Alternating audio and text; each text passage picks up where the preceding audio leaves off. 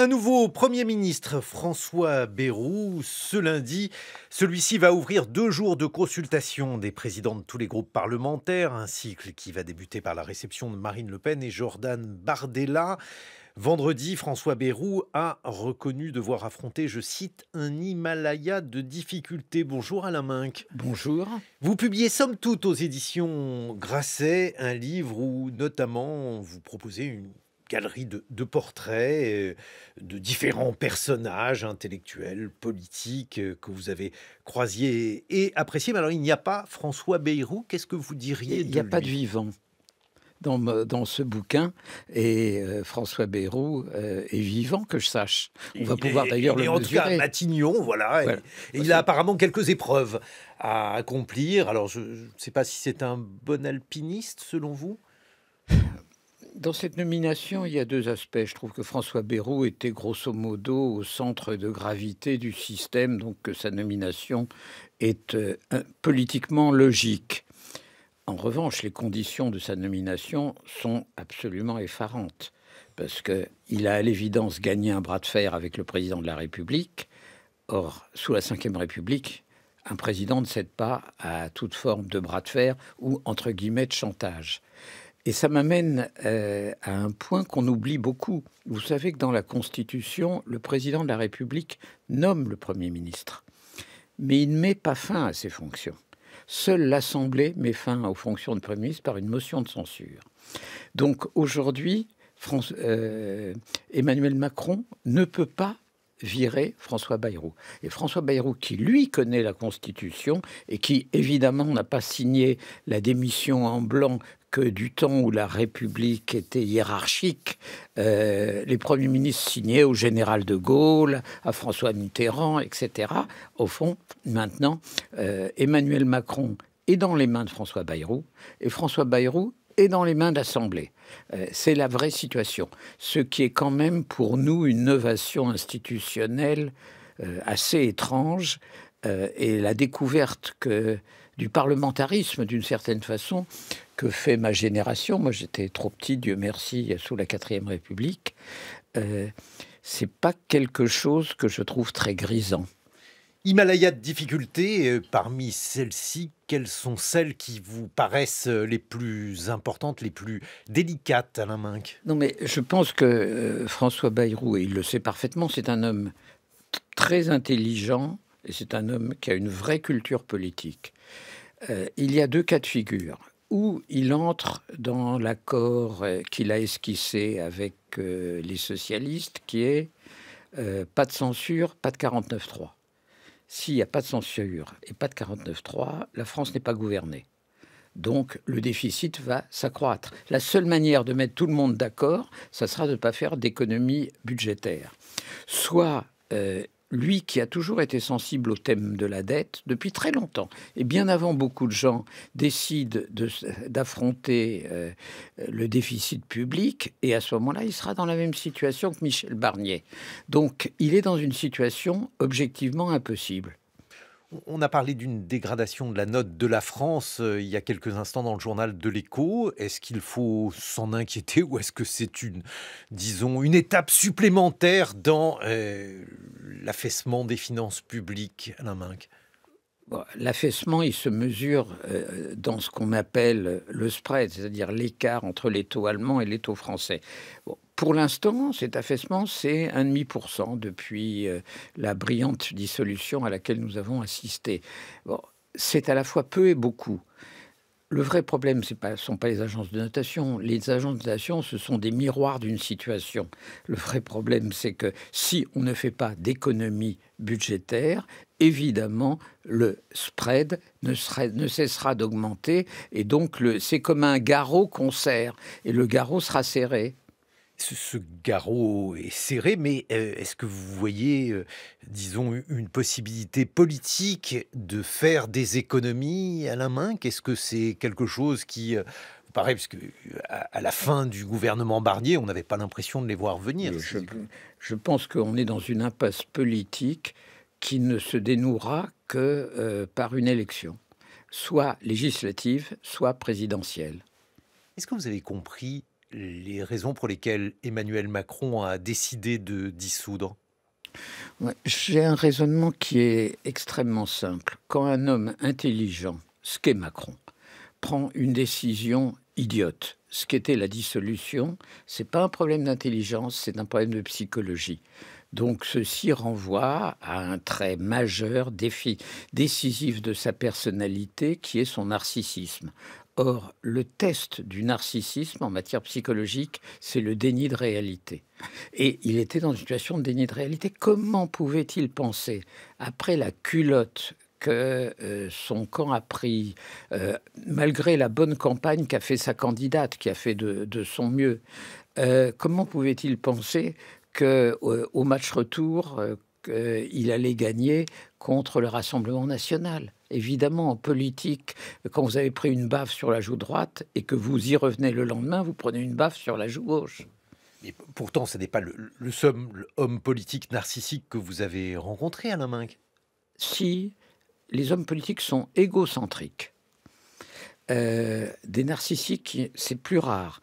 Valéry Giscard d'Estaing l'était en partie, mais c'est un narcissisme qui était tamisé par une immense expérience politique, une immense expérience de la pratique de parlementaire. Enfin, je veux dire, et puis Giscard a eu quand même cet apprentissage extraordinaire qui a été d'être 7 ans ministre des Finances du général de Gaulle. Je veux dire, on ne pouvait pas trouver meilleur maître en politique. Ça, Emmanuel Macron ne l'a pas eu. Les autres sont égocentriques. Or, il y a une grande différence entre un égocentrique et un narcissique. Un égocentrique, il a besoin des autres pour avoir le bonheur de les ramener à lui. Un narcissique, il n'a besoin de personne.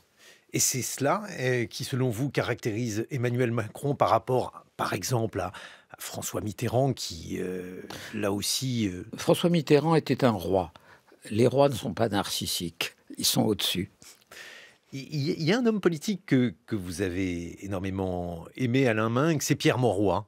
Il était comment, justement? Alors, aux antipodes de cela, Pierre Mauroy, c'était un social-démocrate allemand, mais modèle français. C'est-à-dire, c'était un type d'un courage politique extraordinaire. Je me souviens de lui décidant d'arrêter les aciéries de Denain, à quelques kilomètres de son lieu de naissance, obtenant un arbitrage de François Mitterrand pour le faire contre Laurent Fabius, qui était allègrement du côté du laxisme. Mais il était à la fois lucide, et il avait gardé, ce qui est le propre de la gauche, un lien physique, charnel, avec la classe ouvrière. Le problème, et on le voit en ce moment, et on l'a vu aux États-Unis dans la dernière élection, quand la gauche perd son lien avec la classe ouvrière, ou disons les classes populaires, vu le retrait numérique de la classe ouvrière, elle n'est plus dans son rôle. Et quand la gauche n'est plus dans son rôle, elle perd. L'éditorial de l'Opinion s'intitule La banalité du chaos. Il s'agit de politique française, mais on pourrait, je crois, étendre ce titre à l'état du monde. Et le dernier chaos, alors c'est un chaos en partie heureux, évidemment, du fait de la chute du dictateur, c'est ce qui se déroule en Syrie, avec l'arrivée et la réussite d'un groupe rebelle, HTS, qui a fait fuir le pouvoir et le dictateur Bachar el-Assad. Une réaction, Alain Minc? D'abord, il faut, je crois, se rappeler ce qu'était cette région avant que les Français et les Anglais, au moment de la Première Guerre mondiale, la dessinent à coups de crayon à travers les accords qu'on appelle les accords Sykes-Picot. Il s'agissait d'une région qui, sous la tutelle ottomane, était faite de zones très autonomes, de zones tribales, de minorités qui coexistaient plus ou moins bien. Bon. C'est une évolution qu'on a vu réapparaître en Irak, en réalité, après la guerre d'Irak. Aujourd'hui, la Syrie, au-delà du fait que tout le monde est heureux de voir un dictateur sanguinaire tomber, la Syrie est à la merci du chaos intérieur. Donc, d'une certaine façon, et ce que je vais dire peut provoquer, je me demande s'il ne faut pas souhaiter que le sultan d'Ankara, l'héritier, veut-il être de l'Empire ottoman, c'est-à-dire Erdogan, d'une certaine façon, fasse régner une forme de tutelle. Pour nous, occidentaux, si je regarde ça avec l'égoïsme des Occidentaux, c'est la meilleure solution. Parce qu'avec Erdogan, on a des discussions de puissance à puissance. Pas agréable, il est tout sauf sympathique, mais au moins on sait avec qui traiter, il maintient une forme d'ordre. S'il n'y a pas cette main turque au-dessus de la Syrie, on risque d'avoir une situation très semblable à celle qu'on a connue en Irak. Et puis, la notion du djihadiste repenti jusqu'à nouvel ordre est un oxymore. J'espère que peut-être que pour une fois, cet oxymore existera. Bon, mais une victoire d'Erdogan, ou plutôt une mainmise d'Erdogan, puisque c'est une victoire d'Erdogan aujourd'hui, ce qui se passe en Syrie, une victoire supplémentaire serait terrible pour les Kurdes. Non, mais bien sûr, ce serait terrible pour les Kurdes, bien sûr, mais d'une certaine manière, les Kurdes sont c'est une situation dramatique. Les Kurdes, qui sont les seuls sensibles aux valeurs de démocratie relative, occidentale ou autre, sont à chaque fois les victimes. Mais je vous dis, du point de vue de l'Occident, tout ce qui n'amènera pas un peu d'ordre en Syrie est générateur de danger pour l'Europe, il faut bien le reconnaître. Les deux vainqueurs aujourd'hui au Proche-Orient s'appellent Erdogan et Netanyahou.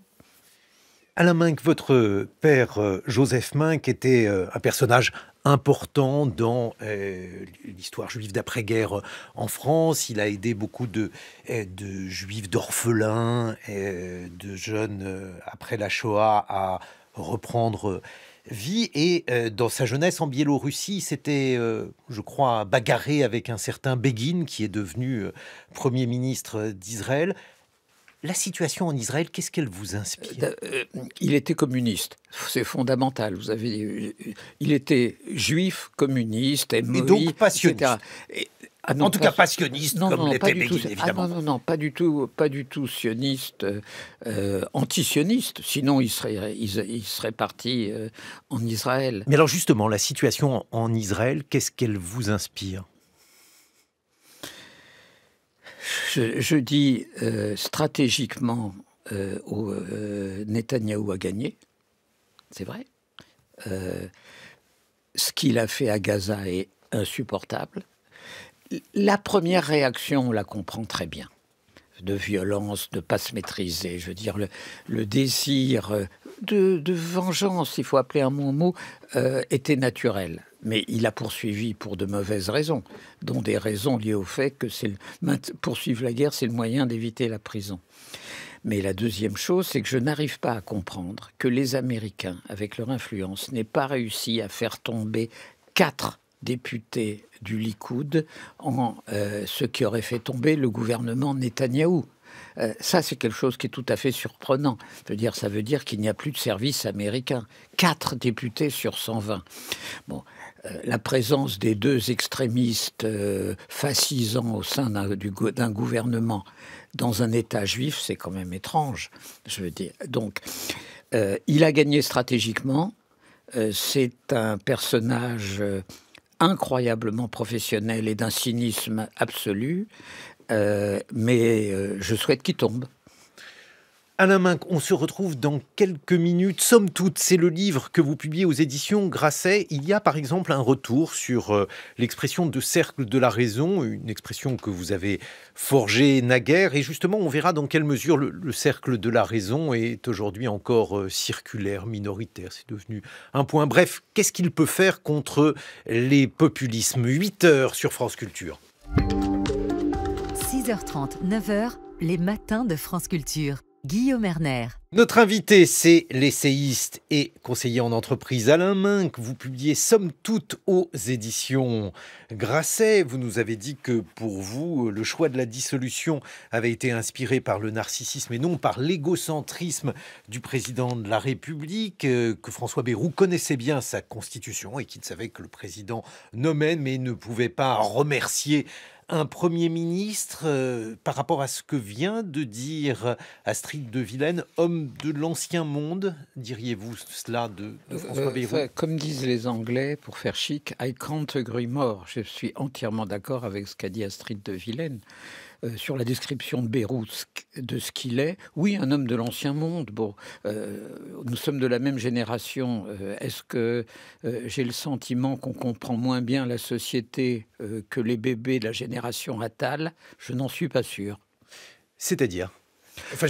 C'est-à-dire que je pense que d'abord la politique est quand même un des univers où l'expérience pèse le plus. Et de ce point de vue, Bayrou a la culture, l'expérience, le savoir-faire. Après, il y a ce qu'on a dit au début de cette émission. Il y a les faits, la réalité. Et la loi de la pesanteur est contre lui. Il y a un monde qui souffre beaucoup en ce moment, c'est le monde de l'administration qui est comme suspendu dans les nuages. Et parmi les différents portraits, les différents hommages que vous rendez, Alain Minc, dans votre livre Somme toute, il y en a un qui est rendu à Simon Nora, qui incarne ce personnage du haut fonctionnaire, du grand commis de l'État. Peut-être quelques mots d'abord pour rappeler aux plus jeunes qui était Simon Nora. Quelques mots sur Simon Nora, mais je veux rebondir sur l'État, si vous voulez la démontrer. Non, Simon Nora était un résistant. Le Vercors, première promotion de l'ENA, esprit éblouissant, mendésiste dans le bureau le plus proche de Mendès en 1954, conseiller de Chaban quand Chaban a fait bouger en réalité les montagnes de l'univers gaulliste. C'était certainement la personne la plus subtile que j'ai connue, avec tous les problèmes de la subtilité, c'est que la subtilité peut amener à une certaine forme d'impuissance, à force d'intelligence. Voilà, mais je l'aimais, donc c'est une passion personnelle. Je voudrais rebondir sur l'État. En écoutant ce que vous disiez tout à l'heure de Mayotte, je me disais, il n'y a pas de gouvernement en France, mais il y a un État. C'est-à-dire que ce pays est quand même capable, à travers son administration, d'aider un territoire perdu à 20 000 kilomètres.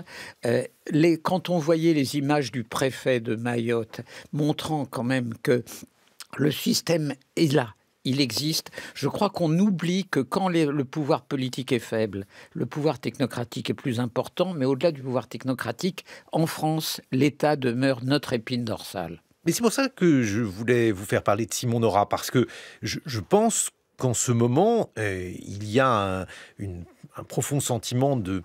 j'allais dire de désespoir, le terme est peut-être fort, mais en tout cas, beaucoup de ces personnes qui constituent l'État, qui constituent l'administration, et donc l'épine dorsale de notre pays se sentent un peu perdues, abandonnées. Non, je voudrais de manière plus générale, je pense que ce pays tient par le dévouement public. Mais le dévouement public, c'est pas simplement le dévouement des hauts fonctionnaires, c'est le dévouement des infirmières, c'est le dévouement des pompiers, c'est le dévouement de ceux qu'on a appelés fugitivement la première ligne pendant le Covid. Par ailleurs, en haut de la pyramide, il y a une technocratie qui demeure une technocratie de très bonne qualité. Le problème, c'est que quand il s'agit de faire un budget, ils ne peuvent pas.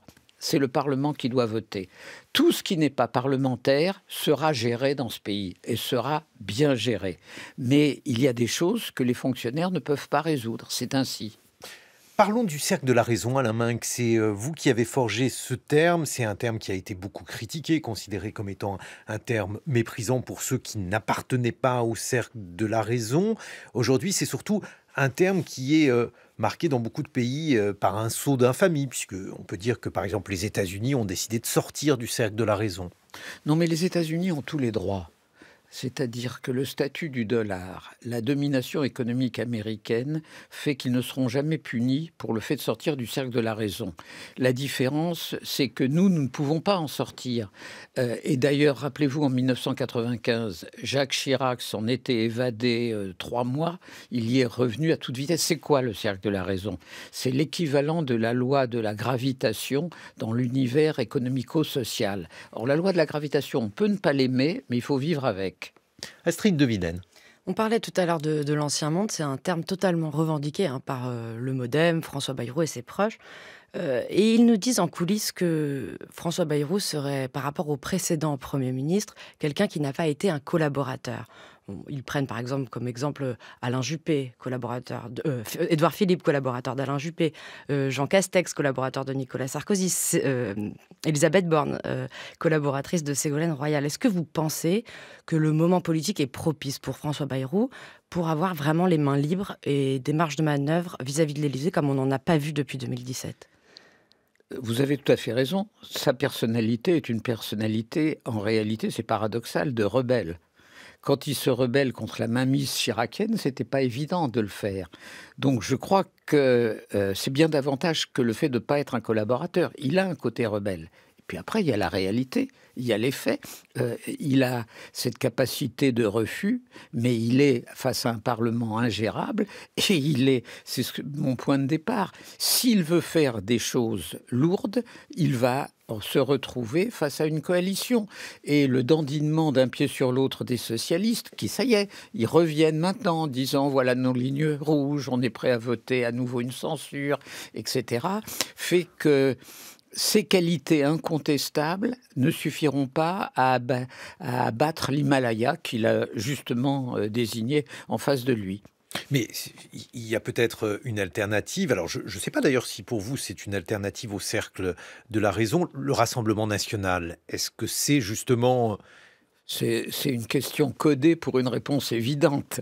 Le Rassemblement national n'est pas dans le cercle de la raison. Bien évidemment. Je laisse même de côté les aspects moraux, historiques et autres. En termes économiques, le Rassemblement national, même si plus on se rapprochait des législatives, il abandonnait une promesse par jour, le Rassemblement national fait économiquement bloc avec les insoumis. C'est-à-dire, ça représente quand même, quand on y pense, un grand bout du spectre politique français qui refuse la loi de la gravitation. Bon, mais si la loi de la gravitation a contribué à faire plus de 6% de déficit, est-ce que l'on peut considérer qu'on a affaire au cercle de la raison ? Mais c'est pas la loi de la gravitation, c'est notre incurie. Excusez-moi, les pays qui sont à l'intérieur du cercle du cercle de la raison, les pays baltes, les pays scandinaves, l'Allemagne quand elle ne dérape pas, mais l'Allemagne va rentrer très sérieusement dans le rang, et les pays du Sud, qui aujourd'hui croient le plus en Europe, les pays qui ont été ramenés dans le cercle de la raison par la Commission de Bruxelles et la Banque centrale européenne. C'est-à-dire que le retour forcé dans le cercle de la raison en a fait aujourd'hui les vedettes de la scène européenne. Donc c'est pas le cercle de la raison qu'en cause, c'est notre faiblesse, notre lâcheté, notre incurie. Alors justement, en qui croire, puisque Emmanuel Macron se présentait comme un héros gestionnaire et on s'aperçoit qu'aujourd'hui, vous faites non. Non, Emmanuel Macron faisait économiquement un pari qui était juste à long terme et faux à court terme.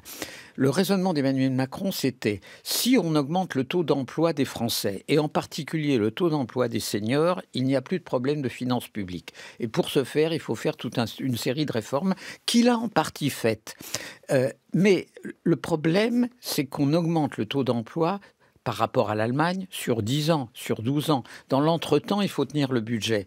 Et il a lâché le budget au nom d'un objectif qui ne pouvait se réaliser que beaucoup plus tard. C'est en ça que la doxa économique de Macron était partiellement erronée. Mais il ne s'est jamais présenté Macron comme un gestionnaire, hein. Jamais.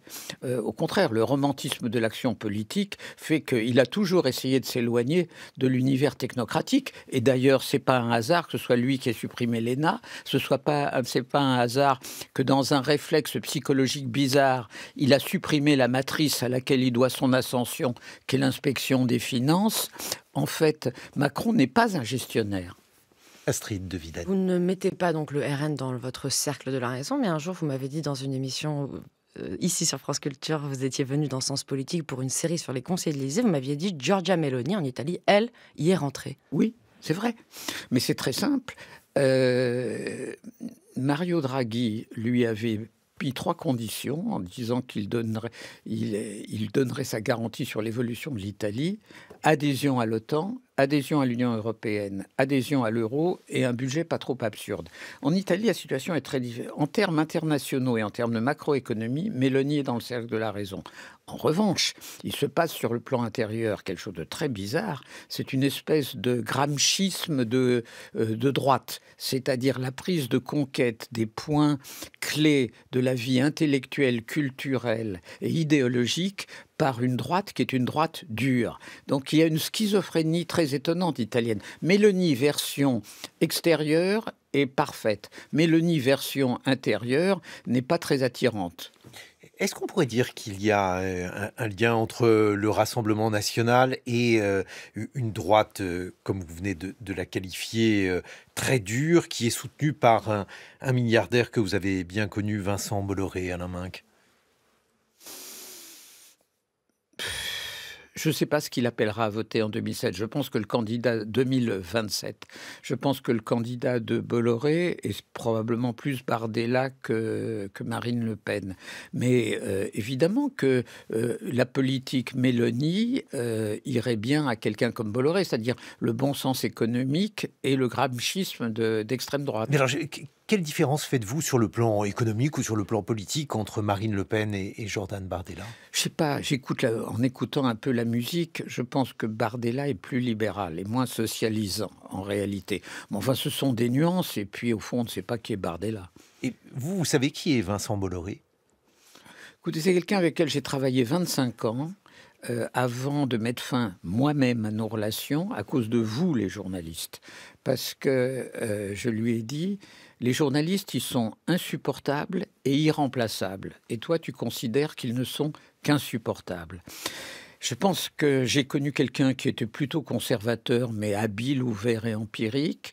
Et il y a une espèce d'enchaînement idéologique chez lui, lié à une montée d'un catholicisme qui était avant un catholicisme banalement conservateur vers un catholicisme très intégriste, qui est étrange. Quand il y a des basculements de cet ordre, il ne s'explique que par un dialogue entre l'homme et lui. Donc je ne veux pas entrer dans ce que je ne connais pas ou dans ce que je pressens. Je vais vous demander en quoi les journalistes sont à la fois insupportables et irremplaçables. J'imagine que c'est Astrid qui est irremplaçable. Non, mais écoutez, c'est un hommage que je vous rends. Mais d'abord, irremplaçable, parce que c'est un élément clé de la démocratie. Une des raisons pour lesquelles j'ai détesté ce qui a été fait au JDD, c'est qu'en réalité, un journal a un ADN. Cet ADN participe de l'expression du tissu démocratique. On ne peut pas enlever l'ADN d'un journal, garder la coquille et faire un transfert idéologique. Je trouve ça insupportable. Donc, je pense que ça, c'est le côté irremplaçable. Quant au côté insupportable, c'est normal. La seule chose, c'est qu'il faut que la dimension poil à gratter s'exerce dans un respect strict des critères déontologiques, ce qui est souvent le cas, mais pas toujours. Vous connaissez bien les journalistes, puisque vous en avez en quelque sorte dirigé beaucoup, puisque vous avez été président du conseil de surveillance du Monde. Alors, vous ne les dirigiez pas au sens où vous n'étiez pas le patron du Monde, mais c'est un monde que vous avez bien connu. Et puis, c'est un monde qui fête cette semaine ses 80 ans. Qu'est-ce que ça vous inspire, Alain Minc ? Écoutez, je suis content que le Monde est tenu. Le Monde journal est tenu. J'ai été de ceux qui ont essayé de lui amener pendant 14 ans de l'argent pour survivre.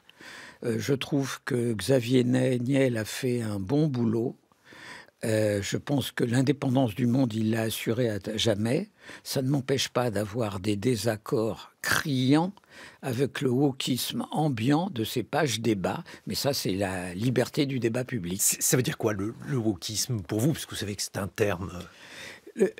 Le wokisme, je pense que la manière de le définir, c'est de penser qu'il y a une chaîne de solidarité entre toutes les victimes et toutes les formes de victimes.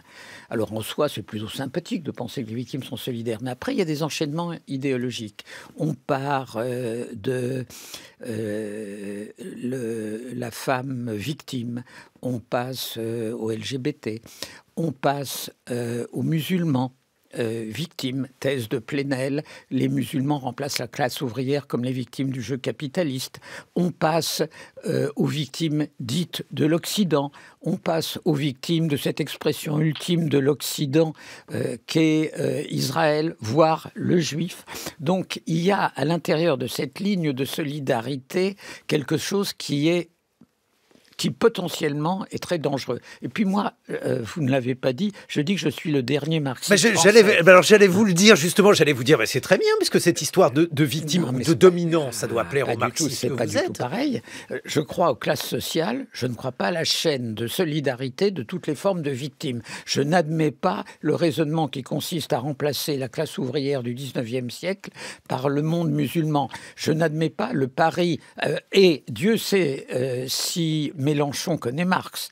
Or, il fait un pari très simple, la classe ouvrière est perdue, elle est au Rassemblement national, je vais transformer les gens des banlieues en mon soutien et ma classe ouvrière. Bon, écoutez, je vais me faire un plaisir de défendre le wokisme et de vous rappeler que les processus d'intersectionnalité sont finalement du marxisme raffiné. C'est-à-dire ça consiste tout simplement à dire que les seuls modes de domination ne sont pas économiques. Ce que vous savez bien, Alain Minc, qu'il y a aussi des modes de domination culturelle qui relèvent donc d'autres choses, ou bien des préjugés divers qui vont des stéréotypes au racisme. Est-ce que ça n'est pas finalement... Mais il n'y a pas que les phénomènes de domination économique. Je pense que Pierre Bourdieu, que je n'aimais pas comme personne, a inventé un concept avec le capital culturel qui est absolument décisif. Et qu'une société comme la nôtre me paraît plus marquée par les écarts de capital culturel à la limite que par les écarts de capital économique. Mais ce que vous venez de dire là est du chinois pour un militant wokiste. Entre vous et moi, c'est d'une autre nature le wokisme. Alors après, il y a quelque chose qui me fascine en ce moment aux États-Unis. C'est-à-dire soudainement, par le fait de la victoire qu'aucun de nous ne souhaitait de Trump, il y a une espèce de reflux du wokisme qui me paraît tout à fait stupéfiant. Parce que s'il faut compter sur Trump pour faire reculer le wokisme, alors là, c'est à désespérer. C'est ce qu'évoque le Figaro aujourd'hui en une, cette fin de la fièvre woke. Selon le Figaro, justement, vous faites la moue. Non, parce que je pense que ce qui s'est passé dans les universités américaines est beaucoup plus profond, durera beaucoup plus longtemps. Bien sûr que dans nos sociétés, les effets balanciers sont naturels, mais que les choses sont allées dans les universités américaines extrêmement loin.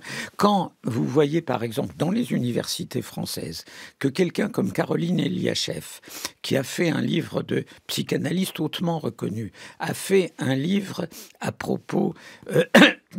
des transgenres adolescents et qu'elle est interdite de conférences dans nos universités et que les présidents d'université, au nom de ce principe grotesque qui est la police n'entre pas à l'université, c'est-à-dire qu'on utilise l'histoire des franchises moyenâgeuses de la Sorbonne pour expliquer que le seul endroit où la police n'entre pas, ce sont les universités. Même dans les églises, Jean-Louis Debré avait fait entrer la police. Donc il y a quand même un petit air qui est pas sain, il faut le reconnaître. Ça n'a rien à voir avec l'hommage que tous nous pouvons donner à Madame Pellicot. Je veux dire, cette femme est aujourd'hui la française ou la plus connue, voire le français en termes génériques le plus connu aux États-Unis, et elle nous fait honneur à tous. Astrid de Vilaine. Quelle durée de vie donnez-vous à François Bayrou et son futur gouvernement ?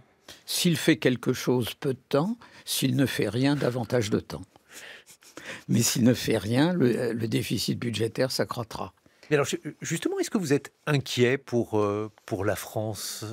Pour la première fois de ma vie, j'ai honte. Je vis avec beaucoup d'étrangers et quand je dois leur expliquer la situation actuelle de la France, j'ai honte. Ils n'ont pas l'habitude d'une France instable, une France la France peut basculer de la gauche à la droite, elle a un État, un système politique, une logique de gestion. Vous voulez expliquer ce qu'on vient de vivre? Hier, j'ai essayé d'expliquer à un Américain qui est pourtant d'origine française ce qu'Astrid de Vilaine a décrit sur le bras de fer Macron-Bayrou. Par rapport à la vision qu'ils ont de notre pays, ils n'y comprennent rien. Je veux dire, nous n'avons pas la culture parlementariste des Italiens, nous n'avons pas le savoir-vivre démocratique des Belges, nous ne sommes pas faits pour ce genre de situation. Donc, pourvu que ça ne dure pas. Mais on n'est pas fait pour cette situation, mais d'un autre côté, on voit aussi un certain nombre de tendances qui, alors chacun jugera en fonction de ses convictions, qui se prolongent. Par exemple, le déficit public, qui n'est pas né d'hier, puisque je crois même que François Bayrou a fait une multitude de campagnes électorales contre ce déficit. Mais comme je vous l'ai dit tout à l'heure, le déficit public, c'est-à-dire la non-maîtrise des dépenses, n'est que la traduction de nos lâchetés collectives et de nos égoïsmes sectoriels et corporatistes, c'est tout. Le déficit public, ça c'est une addition de lâcheté. Mais d'un autre côté, la rigueur allemande, parce que ça c'est une autre voie, et Olaf Scholz est finalement lui aussi aujourd'hui dans une situation... Oui, mais Olaf Scholz est dans une situation politiquement qui ne convenait pas au tempérament allemand. Les Allemands ont toujours vécu, l'Allemagne démocratique, avec des coalitions à deux. La coalition à 3 n'avait aucun sens. Mais l'Allemagne va revenir, vous inquiétez pas. Monsieur Merz va gagner les élections. Il fera une grande coalition avec Monsieur Pistorius, qui est le social-démocrate le plus populaire, et le Parti social-démocrate n'a même pas eu le réflexe de remplacer Scholz par Pistorius. Et l'Europe va être gouvernée par Monsieur Merz et Madame von der Leyen. Alors vous allez me dire, c'est l'Europe allemande. Je préfère une Europe allemande à pas d'Europe du tout. Mais si Emmanuel Macron n'avait pas dissous, l'Europe aurait été française. Et donc ça ajoute au grief que je lui adresse. Astrid de Vilaine. Vous disiez, Alain Minc, tout à l'heure, nous ne sommes pas faits pour le parlementarisme ou les coalitions à l'allemande, par exemple. Est-ce que c'est la France qui a cette culture-là, ou est-ce que ce sont les institutions de la Ve République qui ne sont pas adaptées à cette culture-là ? Je pense que les institutions de la Ve République, qui sont quand même là depuis presque 70 ans, c'est-à-dire qu'elles ont duré aussi longtemps que la Troisième République, je pense que les institutions de la Ve République ont fait que nous ne sommes pas faits. Elle a changé notre culture. Et le souvenir du parlementariste de la Quatrième République, on ne peut pas dire que nous avons montré une prédisposition à ceci près. Et il y a une immense différence entre ce qui se passe aujourd'hui et la Quatrième République. Les leaders politiques de la Quatrième République étaient tous issus de la résistance. Donc ils avaient un passé commun, une vision commune.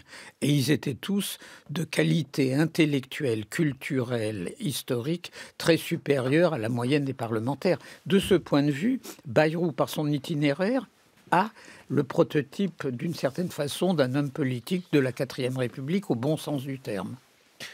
Merci beaucoup Alain Minc de nous avoir rendu visite. Somme toute, c'est donc le livre que vous publiez aux éditions Grasset.